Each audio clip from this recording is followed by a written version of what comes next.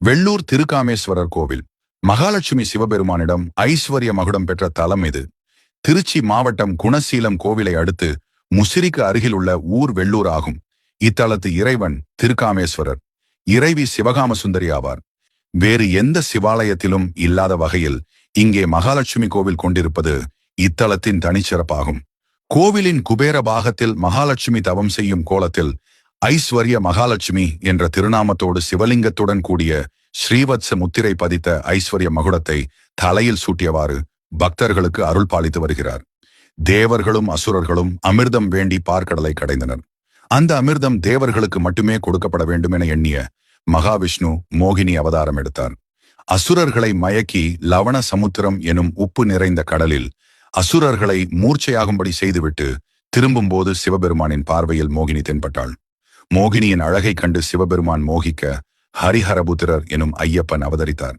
இதை கேள்விப்பட்ட மகாலட்சுமி கோபம் கொண்டு வைகுண்டத்தை விட்டு வெளியேறி பூலோகம் வந்தாள். இங்கு வில்வாரண்ய கஷேத்திரம் எனும் வெள்ளூரில் மகாலட்சுமி சிவபெருமானை பிரதிஷ்டை செய்து தவம் செய்யலானாள். பல யுகங்களாக தவம் செய்தும் சிவபெருமான் காட்சி தரவில்லை.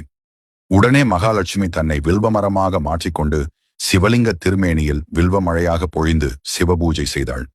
பூஜையில் மகிழ்ந்த சிவபெருமான் மகாலட்சுமியின் முன் தோன்றி ஹரிஹரபுத்திர அவதாரத்தின் நோக்கத்தை விளக்கி கூறி மகாலட்சுமியை சாந்தப்படுத்தினார்.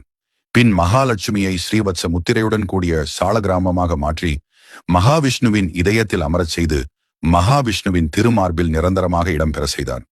வில்வ மரமாக தோன்றி வில்வமழை பொழிந்து சிவபூஜை செய்ததின் பலனாக இத்தலத்தில் மகாலட்சுமிக்கு ஸ்ரீவத்ச முத்திரை பதித்த சிவலிங்கத்துடன் கூடிய ஐஸ்வர்ய மகுடத்தை அளித்து மகாலட்சுமியை சகல செல்வத்துக்கும் அதிபதியாக்கினார். இத்தலத்திலேயே தங்கி இங்கு வரும் பக்தர்களுக்கு அவரவர் பாவ புண்ணியத்திற்கேற்ப செல்வத்தை அருளும்படி கூறினார். இங்கு ஐஸ்வர்ய மகாலட்சுமிக்கு அபிஷேகம் செய்யும் முன் வில்வமரத்துக்கே முதலில் பூஜை செய்கிறார்கள். மகாலட்சுமிக்கு ஐஸ்வர்ய மகுடத்தை அருளியதால் இத்தல இறைவனுக்கு ஐஸ்வர்யேஸ்வரர், லட்சுமிபுரீஸ்வரர் என்ற பெயர்களும் உண்டு.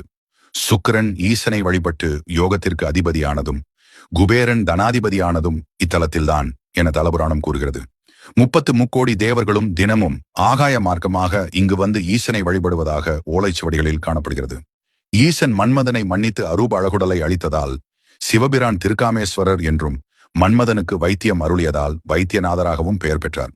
தங்கம் வெள்ளி நகை செய்பவர்கள் தங்கள் தொழில் அபிவிருத்திக்காக இங்கு வருகிறார்கள். சுக்கிர தோஷமுடையவர்கள் வெள்ளிக்கிழமைகளில் வழிபட்டால் அனைத்து தோஷங்களும் நீங்கும். கடன் தொல்லைகள் அனைத்தும் நிவர்த்தியாகும். சகல ஐஸ்வர்யங்களும் கிடைக்கப் பெறலாம்.